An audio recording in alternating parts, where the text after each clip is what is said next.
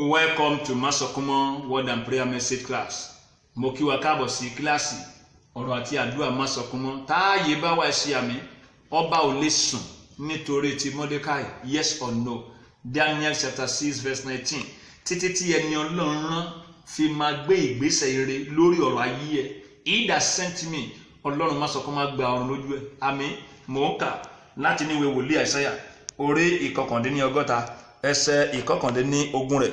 Isaiah chapter 59 verse 21. Ní ti èmi, èyí ni májẹ̀mú mi pẹ̀lú wọn, ni Olúwa wí, ẹ̀mí mi tí ó wà lára rẹ àti ọ̀rọ̀ mi tí mo fi sí ẹnu rẹ kì yóò kúrò lé ẹnu rẹ, tàbí kúrò lẹ́nu rẹ ọmọ rẹ, tàbí kúrò lẹ́nu ọmọ rẹ, ni Olúwa wí, láti ìsinsìnyí lọ àti láéláé.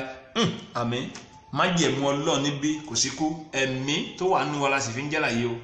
Ọ̀rọ̀ sì ń jáde, òun jáde ni wọ́n ṣe ń mọ̀ pé alààyè sí ni o. Ó ní kò sí ní tó máa gbà á. Yes, inú ẹsẹ̀ bíbélì yìí Isaiah 59:21 tó jẹ́ text yìí ni he that sent me, Ọlọ́run Masokumo àìkú tó ń pani ló ti fi Masokumo Word and Prayer Message eléyìí rán mi sí ẹ̀yin tó ní àǹfààní láti wá class eléyìí tí àkórí ẹ̀ jẹ́ from the mouth of God, láti ẹnu Ọlọ́run. Series 7 ní eléyìí. Case study wa níbí òun ni Apostle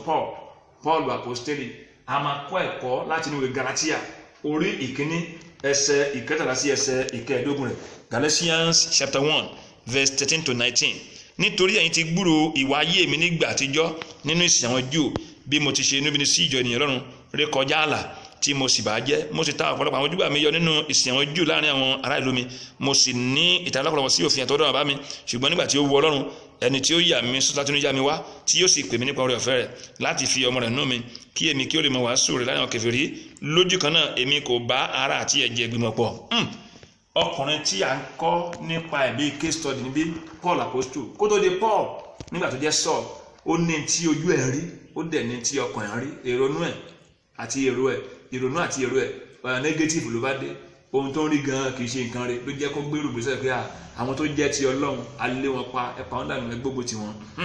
Ṣùgbọ́n nígbà tó ní encounter pẹ̀lú Jésù, nǹkan change. Ibi tá à ń lọ nìyẹn o. Ní series 7 yìí, ẹsẹ̀ bíbélì tó jẹ́ láti ní Ọlọ́run níbí ó ní Isaiah chapter 60 verse 5. Ẹsẹ̀ ìkarùn-ún ìwé wòlíì Àìsáyà orí 100 la wà. Kí ló sọ ńbẹ̀? Ó nígbà náà ni ìwọ ó rí, ojú rẹ yóò sì mọ́lẹ̀, ọkàn rẹ yóò sì yí padà, yóò sì di ńlá. Ó ní a ó yí ọrọ̀ òkun padà sí ọ, ipá àwọn kèfèrí yóò wá sí ọ̀dọ̀ rẹ. Kábíyèsí Ọlọ́run. Isaiah 60 verse 5 ó ní látẹnu Ọlọ́run ní series 7 yìí. English teacher mi sọ pé the future you fail to see will not arrive, will never arrive. Ọ̀la tẹ̀yìn ò bá tẹ̀lé báyìí kò ní dé. Gẹ́gẹ́ bí Ọlọ́run ti pàṣẹ ní series tó kọjá, pàtàkì lọ series 6 pé gbé ojú sókè, láti gbé sókè. A foreseen àwọn ọmọ ọkùnrin, ọmọ obìnrin tí wọ́n bọ̀ wá láti ọ̀nà tó jìn àti nítòsí tí wọ́n wá di pé a fi wọ́n bora, a fi wọ́n ṣe aṣọ nígbà tá a ti rí wọn tán dé. Tán bá wá dé, nǹkan mẹ́rin ló máa farahàn according to verse 5 Isaiah 60. Ní ayé mi, ní ayé ẹ̀, kí ni nǹkan mẹ́rin yẹn? Ó ti kọ́ mi láti wá sí class, láti wá deliver. Number 1 ó ní pé ojú rẹ̀ ó mọ́lẹ̀, ojú wa máa mọ́lẹ̀. Ojú eléyìí bọ́ọ̀lùgì, ojú kan wà níbi jẹ́ pé ojú inú ni ó máa mọ́lẹ̀, ó máa kọjá level ti tẹ́lẹ̀ láti ríran àbí láti lálà, vision or dream. Méjì nílẹ̀kùn bí aláwọ̀ yé mi sọ bẹ́ẹ̀, bí ò sí inú aṣíta, bí ò tí inú ẹ̀ta.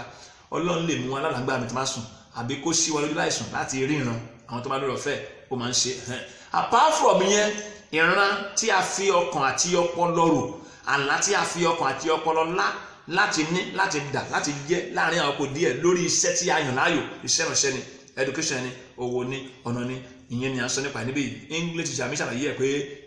vision is insight into God's purpose for one's life, tàbí mental picture of your desired future. Nísìn tí àwọn ọmọkùnrin ti dé,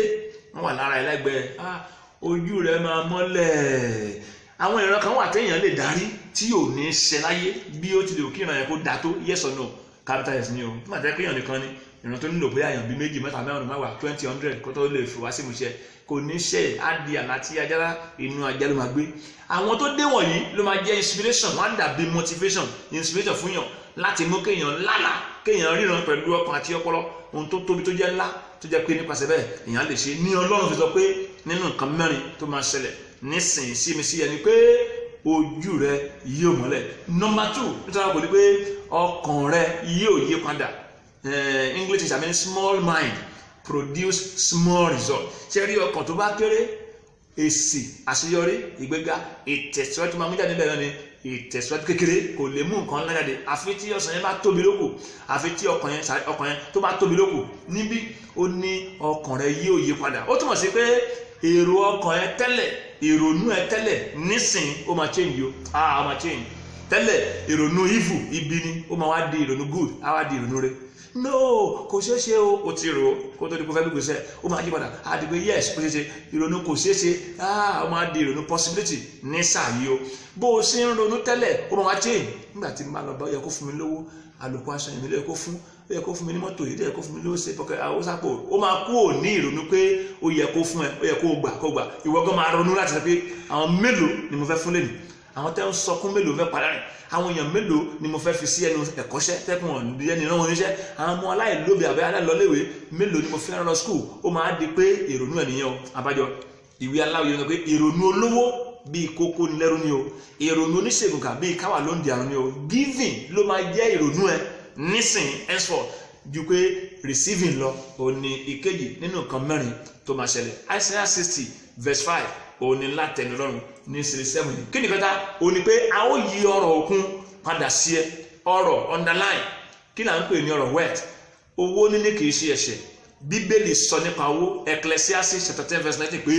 money answereth all things owó ní ìdáhùn gbogbo nínú ẹ̀kọ́ Yorùbá tèmi kọ́ pé ó wí ó ohun tí a fi ń wá ohun gbogbo ò ní owó níní owó kì í wá sí ẹ̀ṣẹ̀ ìfẹ́ owó ní gbòǹgbò búburú òun ní ẹ̀ṣẹ̀ Timothy kìíní chapter 6 verse 10 lẹ́fi jẹ́ pé àwọn tẹ́ ẹ̀rí tó ń sáré tó ń jà pé owó demons tó ń ṣe àkóso ayé wọn ló wà bẹ́ẹ̀ kleptomania demon tó máa ń yí owó kó nìyẹn ẹ̀bá rẹ̀ tó ń jalè dímọ̀ tó ń gbé ayé ẹ̀ nìyẹn àwọn tó ń ṣèrúbọ ẹ pààyàn ẹ ṣètò ó fẹ́ lówó ẹ̀wọ̀n dímọ̀ tó ń gbé ayé wọn ní jókòó ẹ bá wà láti pé ó ṣàǹpò ń gbẹ kó lè lówó jàkátà ló ń gbé ayé ẹ̀ ìyẹn ní ẹ̀ṣẹ̀ ṣùgbọ́n pé ká ní owó kì í ṣẹ̀ṣẹ̀ o ẹ wá wò ibi tí mo lọ rí o ó ní a ó yí ọrọ̀ òkun padà sí ẹ sí mi ọrọ̀ ju owó lọ ibi tí mo ń lọ ní yes or no ẹnìkan dáhùn pé no àbí yes ẹnìkan ní yes ẹnìkan ní no kábíyèsí Ọlọ́run yẹrí ẹni tó ní owó kò sí tí ò lè fi owó rà bó bá fẹ́ ra lé 39 million ó lè rà bó bá fẹ́ ra lé 100 million ó lè rà bó bá fẹ́ ra lé kí àmọ́ bílíọ̀nsì tó bá ti wà ara á ní tó pọ̀ káàkiri àmọ́ àwọn kíní kan tẹ́ pé èèyàn lè fi owó rà ìmọ̀ Ọlọ́run ọgbọ́n Ọlọ́run òye Ọlọ́run ẹ̀bùn Ọlọ́run àti nǹkan tó jẹ́ spiritual bẹ́ẹ̀ tí a máa ń fowó rà rárá olóbi jẹ́ pé ọlọ́rọ̀ ju olówó lọ ọlọ́rọ̀ á ní gbogbo ẹ̀ spiritually physically material gbogbo ẹ̀ ló máa pé síbẹ̀ ẹ̀ tó máa wo ohun tọ́lọ́run sọ níbi pé ó máa jẹ́ ìkẹta ni pé a ó yí ọrọ̀ òkun wọn ní láì ọrọ̀ òkun ìyẹn ni pé infinity tí ò ní gbẹ tí ò ní tán ṣókun gbẹrí ni ṣó lè gbẹrí kábíyèsí Ọlọ́run ìyẹn ní ìkẹta nínú nǹkan mẹ́rin tẹ́ pé ó máa ṣẹlẹ̀ according to Isaiah 60 verse 5 nígbà tí àwọn ọkùnrin wọ̀nyí tán ti dé o ètò jẹ́ ìkẹrin ó ní ipá àwọn kèfèrí yóò wá sí ọ̀dọ̀ rẹ ipa force àwọn kèfèrí ó máa látẹnu Ọlọ́run níbi ni pé change ti dé change eléyìí kì í ṣe fẹ́ change ìtayé o positive change àyípadà rẹ tó pé ó máa mú kan ipa àwọn kèfèrí ló máa mú change yẹn ló máa mú ìyípadà yẹn ló máa wá báwo ló ṣe fẹ́ ṣẹlẹ̀ bẹ́ẹ̀ ipa force mo ṣe research láti wo kí ni force túmọ̀ sí ó ní anything that is able to make a big change in a person or thing ohunkóhun tó lè mú kí àyípadà ńlá kó ṣẹlẹ̀ sí èèyàn àbí sí nǹkan àwọn kèfèrí nípasẹ̀ wọn àyípadà yẹn máa dé òun ló ń bọ̀ lóde tán yìí o báwo ló ṣe máa ṣẹlẹ̀ Ọlọ́run máa wá dà ẹ̀ kì í ṣe ìwọ lọ báwọn kèfèrí pé ẹjọ́ olùṣàgbéra o Ọlọ́run máa tì wọ́n wá nípasẹ̀ pé materially financially ohun tó bá ti mú wá ọ̀rọ̀ kèfèrí Bible pé ó gbọ́dọ̀ kọ́ English teacher mi sọ pé for a change to occur certain price has to be paid bí change yìí ṣe ń bọ̀ yìí ìwọ náà ní tó máa san o ní tó máa san rè o má kọ́ ìwọ kọ́ ló lọ bá wọn Ọlọ́run darí wọn wá ọ̀rọ̀ kèfèrí wà ní Bible Isaiah 60 pé àwa ni yóò di ọ̀rọ̀ kèfèrí 60 verse 1 ẹ̀ṣẹ̀ lórí ẹ̀yìn so ìyẹn ni ìkẹrin tó máa ṣẹlẹ̀ sí ènìyàn kábíyèsí Ọlọ́run ọ̀rọ̀ kèfèrí Ọlọ́run ló ṣètò ẹ̀ on the line mo wá go ti pè mí nídìí àyà fi lẹ́bẹ̀ẹ́ series 7 ní eléyìí ní agbára Ọlọ́run ẹ kú gbìnà fún series 8 wọ́n bá ti kọ́ mi màá wá class màá wá deliver ẹ̀ wọ́n máa gbé o 37 rẹ̀ o látẹnu Ọlọ́run táàyè bá wà ẹ ṣàmì ìṣẹ̀lẹ̀ ló mú Joseph dúró níwájú ọba Fáráò yes or no capital is no ìṣẹ̀lẹ̀ tó o fi máa rí ìran re tí ìran re tó o dẹ̀ rí fi máa ṣẹ ìṣẹ̀lẹ̀ tó o fi máa rore láti òní lọ tó jẹ́ pé òní robi mọ́ ìṣẹ̀lẹ̀ tó o fi máa di ọlọ́rọ̀ nínú gbogbo ìṣẹ̀lẹ̀ tó jẹ́ pé o fi máa dé ibi tí Ọlọ́run fẹ́ kí o dé tí àpótí ògùn ẹ wà mo kéde ẹ̀ kí òrùn ọjọ́ òní òrùn ọ̀sẹ̀ yìí oṣù yìí tó wọ̀ he that sent me Ọlọ́run máa sọ fún wọn àfààyè gbà lórúkọ Jésù àmín bí Ọlọ́run bá bòkó fún ẹni mẹ́sẹ̀jì yìí ẹ jẹ́ blesser fún èmi náà ẹ lọ sí Masokomo TV lórí YouTube ẹ subscribe mẹ́sẹ̀jì wa kún bẹ̀ God bless you sir God bless you ma ìyẹn ìkànnì àwọn kan wà láyé káàkiri náà ẹ jẹ́ blesser fún àwọn náà ọ̀rọ̀ Ọlọ́run lélẹ́yìí ẹ send ẹ share àbí kan wà connected directly pẹ̀lú nọ́mbà wa hello hi a máa send Masokomo word and prayer message wọn ọ̀rọ̀ náà àti àdúrà ò lè ṣe tí wọ́n ti kò lè ṣe tiyín tì kò lè ṣe tànà tí o inú ẹ̀ láwọn a regret tí o àdẹ̀ni kú ọ̀nbẹ ìṣe Apostle 6:4 BA Ọlọ́run tọ́lá ní orúkọ mi tí ayé mọ̀ sí Masokomo látòrí òkè Masokomo Ògìjó tàbí Christ Matthias Bible College and Seminary Ògìjó bákan náà tẹlifóònù nọ́mbà mi ò change ìbéèrè àdúrà àbí kájọ ìwádìí àbí nǹkan 0805 605 5062 tàbí 0803 274 6913 ní ẹ̀rọ ìbánisọ̀rọ̀ mi Jésù Ọlọ́run Masokomo ààyè ló wà.